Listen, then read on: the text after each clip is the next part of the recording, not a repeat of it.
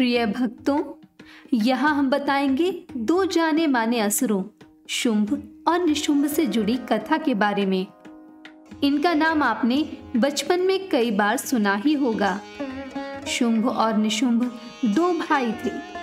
इन दोनों असुरों ने भगवान ब्रह्मा जी की कड़ी तपस्या करके उनसे वरदान प्राप्त किया था कि उन्हें ना ही कोई पुरुष मार सकता है और ना ही कोई पशु या पक्षी।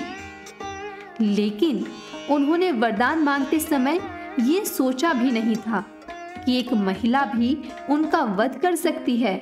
अमर रहने का ये वरदान पाकर इन राक्षसों ने संतों पर अत्याचार करना शुरू कर दिया। उनके हवन व पूजन को भंग करने लगे। इनका अत्याचार दिन प्रतिदिन बढ़ता ही चला गया और संतों के बाद इन असुरों ने देवलोक पर भी हमला किया और स्वर्ग लोक पर कब्जा कर लिया। इनसे त्रस्त होकर सभी देवता दुखद स्थिति में इधर उधर भटकने लगे। तभी उन्हें देवी की बात याद आई, जब उन्होंने कहा था कि जब जब देवताओं पर संकट आएंगे वो मदद करेंगी। सभी देवताओं ने एक साथ देवी को याद कर माता की स्तुति की।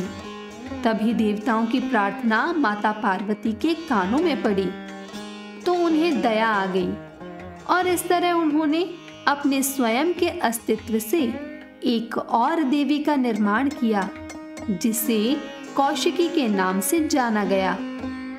देवी कौशिकी के उद्भव के बाद ही माता पार्वती काली हो गईं और इस प्रकार देवी को कालिका नाम भी दिया गया। माता पार्वती से जो देवी उत्पन्न हुई वो अत्यंत सुंदर थी।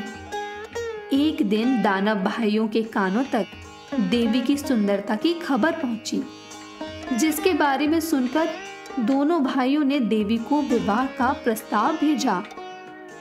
तभी देवी ने कहा कि उन्होंने उससे शादी करने का संकल्प लिया है जो उन्हें युद्ध में हरा सकता है।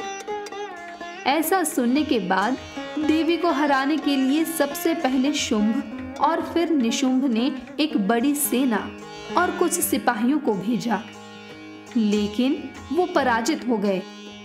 उसके बाद दोनों भाइयों ने अपने खास शिष्यों चंड और मुंड को भेजा, जिन्हें देवी ने महाकाली का रूप धारण करके हराया और इस तरह देवी को चामुंडा के नाम से जाना गया, क्योंकि उन्होंने चंड और मुंड असुरों का सिर काट दिया था। जैसे जैसे लड़ाई बढ़ती गई, इस युद्ध में देवी की सहायता के लिए 7 देवताओं के शरीर से 7 देवीय शक्तियां निकली, जिसके बाद असुरों ने सबसे शक्तिशाली दानव रक्तबीज को युद्ध के मैदान में भेजा, जिसे बेहद ही अजीब वरदान प्राप्त था।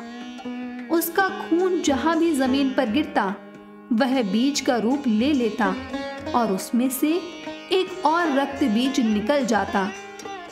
उसे मारने के लिए देवी ने काली को रक्त बीज के खून को जमीन पर गिरने से पहले ही चाटने के लिए कहा।